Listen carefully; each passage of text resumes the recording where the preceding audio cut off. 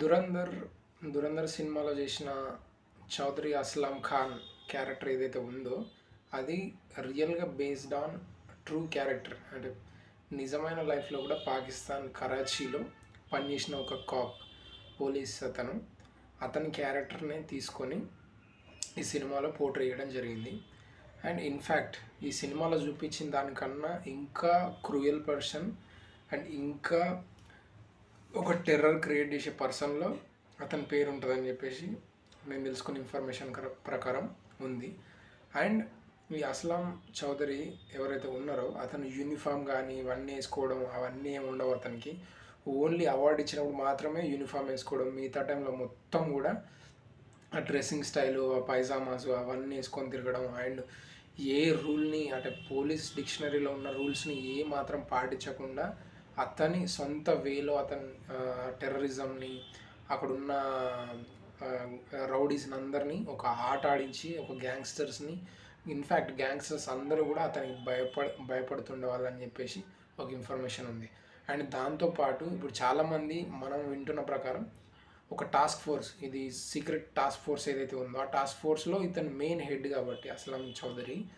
కానీ ఇతని టాస్క్ పెద్దదైనప్పటికీ కూడా ఇతను టాస్క్ వేరే వాళ్ళకి అప్పచెప్పకుండా ఇతన్ని ఆ టీంని లీడ్ చేయడం, ఆ టీంలో ఇతను కూడా ఒక పార్టిసిపెంట్ అయ్యి వెళ్ళడం ఇలాంటివి చేస్తూ ఉండేవాడంట.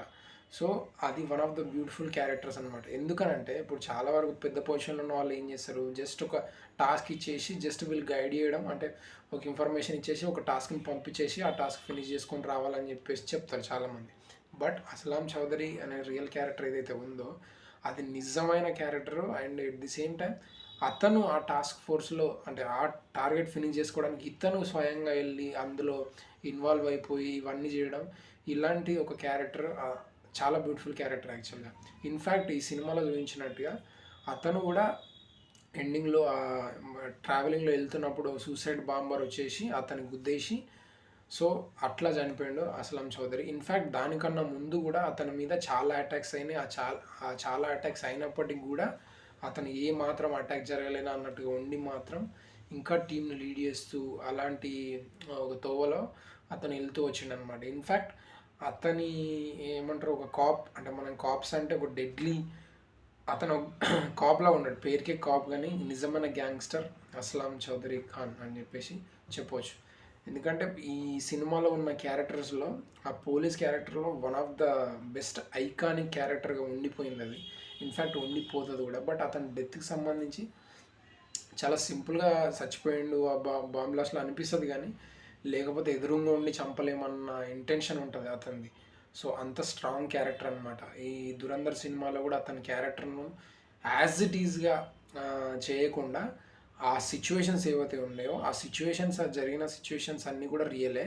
బట్ దాని బ్యాకప్లో అంటే ఆ ఇన్సిడెంట్ని లీడ్ చేయడానికి వీళ్ళు ఒక రైటింగ్ లిబర్టీ తీసుకొని ఒక ఫిక్షనల్గా డ్రైవ్ చేసి ఆ జరిగిన సిచ్యువేషన్ని మాత్రం రియల్ సిచ్యువేషన్నే వీళ్ళు రీక్రియేట్ చేయడం అలా జరిగిందనమాట.